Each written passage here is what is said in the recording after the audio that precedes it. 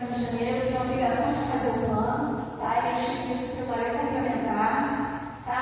A Meg já falou, ele leva 3 atividades principais, que é o diagnóstico, é essa fase que a gente está aqui hoje, a gente está preparando o diagnóstico, depois a gente vai ter outros encontros, outros seminários, que são os planos de ação, o que foi discutido no diagnóstico, a gente vai tornar em ação em metas a serem atingidas pelo plano, e aí a gente vai fazer essa redação final, tá? A gente precisa dessa comunicação, dessa logística, a gente tem um site, se vocês puderem divulgar o site, entrar no site, divulgar as atividades que a gente está fazendo, é importante para a gente ter essa contribuição de vocês no plano, tá? O trabalho é multidisciplinar, vai vários órgãos municipais, não só a Secretaria Municipal de Habitação, mas a gente conta com o apoio do Instituto Pereira da Passos, que é ele que reúne os dados da cidade, a Rio Águas, a Geolinho, a Educação, a Assistência Social. A gente conta com todas as secretarias participando com a gente na elaboração desse plano. O plano é feito com um horizonte de 8 anos, ou seja, a gente vai fazer esse ano, daqui 8 anos a gente vai de novo sentar aqui e discutir para ver se ele foi bem implementado, se tem mais alguma outra atividade a ser incluída. Tá? O plano, toda a dinâmica, são necessárias 3 audiências públicas, a gente já fez uma que foi em Ipanema, né, onde já participaram, 2 ciclos de oficinas temáticas, nós já tivemos uma lá no Ceará de Nagoya, foi o primeiro ciclo, e a gente está aqui com a oficina com a sociedade civil, que é importante muito ouvir vocês. O prazo previsto, a gente tem esse curso para fazer, a gente tem que terminar ele até outubro, novembro. E essa é a responsabilidade, como eu falei, é a equipe técnica da Secretaria de Educação, todo mundo que está aqui, a Zuzinha, a Mary, a Gisele, o Rio, a Érica, a Natália, o Tasso, o Maurício e outras pessoas da Secretaria que estão envolvidos em fazer esse plano. Então, a gente tem uma linha rápida aqui do tempo, só para a gente se situar. No dia 20, a gente tem um conselho gestor, a gente também tem o apoio do conselho constituído por órgãos municipais e por órgãos de entidades da sociedade civil. A gente já fez a primeira reunião no dia 20 de março, dia 3 foi aquela audiência lá de Ipanema, que a gente já fez. A gente já fez o primeiro ciclo temático, que são ciclos com debates técnicos, né? A gente levou pessoas para falar de outros temas importantes e a gente está aqui hoje no primeiro ciclo de oficina, lá dia 26 do 4. Depois a gente vai ter uma segunda reunião do conselho gestor, a gente vai ter uma segunda consulta pública, segunda audiência pública no 17 de junho. São várias etapas, né? Depois a gente vai ter outro grupo de encontros técnicos, que em julho. Depois a gente vai ter outro ciclo de oficinas, que provavelmente a gente deve se encontrar aqui de novo. Vai ser em julho a agosto. A gente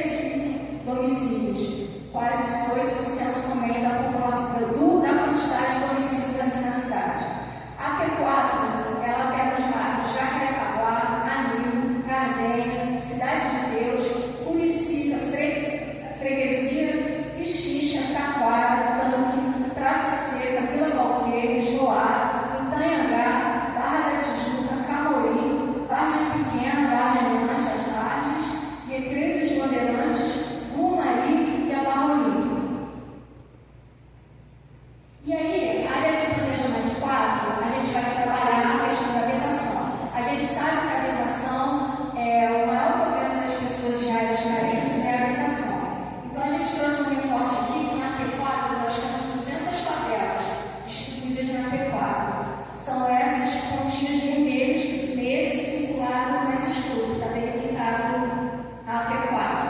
A gente tem quase 255 mil pessoas morando em favelas na P4, ou seja, 23% da população aqui dessa região mora em favela. Nós temos quase 120 mil domicílios em favelas.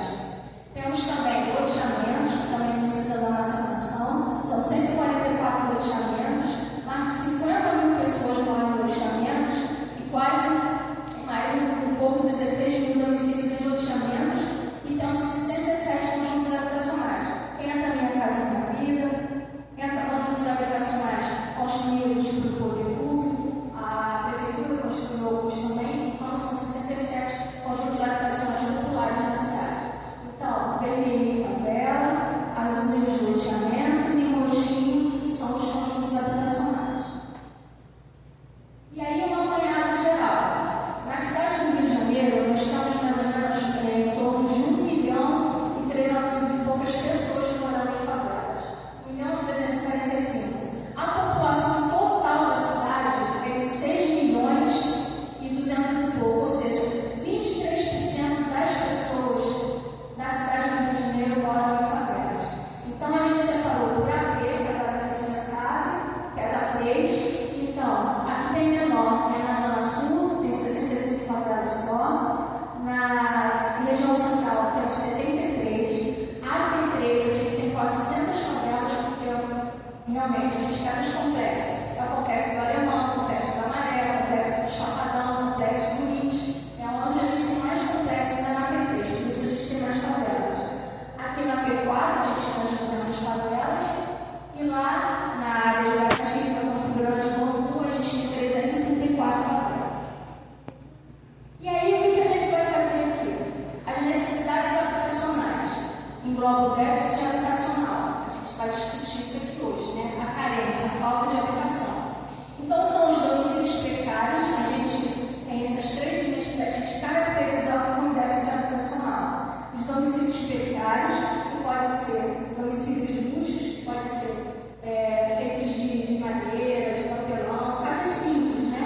Casas precárias, improvisados também, pessoas que moram em viadutos e barracas de lona, domicílios com coabitação, são famílias que vivem em apenas uma casa, várias famílias que vivem em apenas uma casa, a gente chama de coabitação, domicílios identificados como cômodos. Às vezes a pessoa tem um cômodo e tem um adensamento dentro daquele cômodo, né? Então a gente diz que a gente tem uma coabitação. E domicílios com ônibus acessível ao aluguel, que é uma grande parte aqui as pessoas falam no aluguel, né? Então são domicílios urbanos, mínimos e comprometem, às vezes, até mais de 30% do seu salário para pagar aluguel, para ter um teto para morar. E aí a gente fez rapidinho aqui no pontuado, a gente vê que na cidade do Rio de Janeiro, a gente tem domicílios considerados déficit, mais de 200 mil de domicílios são em déficit habitacional, que eles estão em habitação precária, né, casas precárias para se morar. Se tem coabitação, adensamento, família morando, são 14%, são 15%, e maior são 70% das pessoas que pagam aluguel. Então o déficit habitacional se caracteriza muito por essa quantidade, 70% das pessoas pagam aluguel. Importante ressaltar, desculpa, é importante ressaltar também que só observando ali dá para ver que a gente só fez um recortezinho aqui porque as mulheres, elas representam, em termos de habitação, de coabitação, não acessível, as mulheres como chefes de família, elas sempre são a maioria, né? Então, 61% de habitação precária é chefiada por uma mulher, e coabitação, 62% a mulher é a chefe de família, e em aluguel, 69% a mulher que está à frente daquela casa trabalhando para pagar o aluguel e sustentar a sua família. A gente fez esse recortezinho aqui, porque a gente está dando bastante meninas aqui, né? E aí, inadequação habitacional, a gente fala, como a Juliana falou, né? A gente tem que ter habitação, mas a gente também tem que ter a infraestrutura urbana. E onde entra as carências, né? Que caracterizam a inadequação.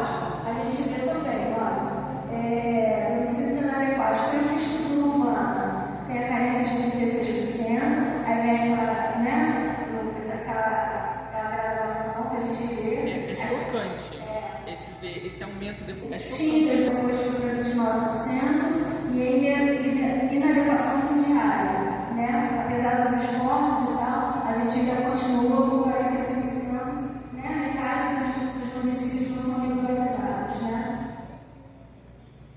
E aí a gente vai partir para a oficina, né? Vamos conversar, vai ter papo, que a gente vê aqui. E a oficina, então, ela é dividida em dois momentos. A gente vai apresentar o diagnóstico, a gente já conversou mais ou menos isso com vocês agora, né? E aí vai ter um facilitador, uma pessoa de nós da educação. Nós vamos conversar, seguir, a gente vai começar, vamos aplicar o questionário, vamos falar sobre o déficit e a adequação habitacional, e ao final a gente vai pegar. De novo a gente começar a conversa de novo, tá? E aí vai ser um grupo de trabalho único, como vocês já se dividiram lá na frente, né? Tem o diagnóstico do déficit, o eixo 1 e o eixo 2, diagnóstico das habitações. Eu falo resumidamente para a gente ir logo parte do nosso trabalho. Grupo de trabalho 2, o eixo 3, diagnóstico de comunidades tradicionais e populações vulneráveis, situação de rua. O eixo 4, diagnóstico de existência